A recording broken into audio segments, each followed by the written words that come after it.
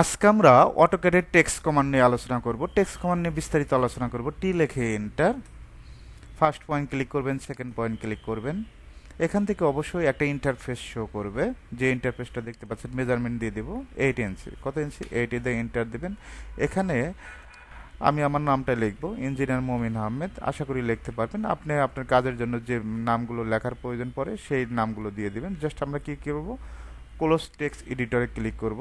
এখন দেখেন নামটা কিন্তু আমরা লিখছি, আমরা চাচ্ছি এটা একটা লাইন হবে। ডাবল ক্লিক করবেন। ডাবল ক্লিক করার পর আমাদের যে কাজটা করতে হবে, এই আহমেদের এখানে আগে একটা ক্লিক করে ব্যাক স্পেস দিবেন, অটোমেটিক একটা লাইন হয়ে যাবে। তারপর এই লেখাটাকে সিলেক্ট করবেন। সিলেক্ট করার পর কন্ট্রোল এ দিয়ে সিলেক্ট করবেন। লেখাটা বোল্ড, দেখবেন যে বোল্ড হয়ে গেছে, একটু মোটা হয়ে গেছে। ওকে, আবার লেখাটা সিলেক্ট করবেন, কন্ট্রোল ইটালিক করে দিবেন, জাস্ট লেখাটা অ্যাঙ্গেল হয়ে গেছে। আমরা লেখাটার কালারটা চেঞ্জ করব। জাস্ট সিলেক্ট করে এখান থেকে হোয়াইট কালার দেব। হোয়াইট কালারটা চেঞ্জ করে দিতে পারবেন। এখন আমরা এই লেখাটা 8 ইঞ্চির জায়গায় 10 ইঞ্চি হবে। জাস্ট 8 এর জায়গায় 10 দিয়ে এন্টার দিবেন, 10 ইঞ্চি হয়ে যাবে। লেখার ফন্টটাও চেঞ্জ করব, কন্ট্রোল এ। বিভিন্ন ধরনের ফন্ট আছে। ইংলিশের জন্য আমরা কোন ফন্ট ইউজ করি? Times New Roman. ওকে, এই ফন্টটা দেখতে ভালো লাগে।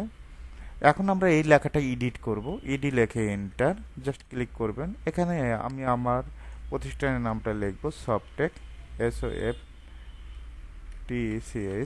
ঢাকা। জাস্ট ক্লিক করবেন। এই লেখাটাকে যদি আমরা কপি করতে চাই, সিপি লিখে এন্টার।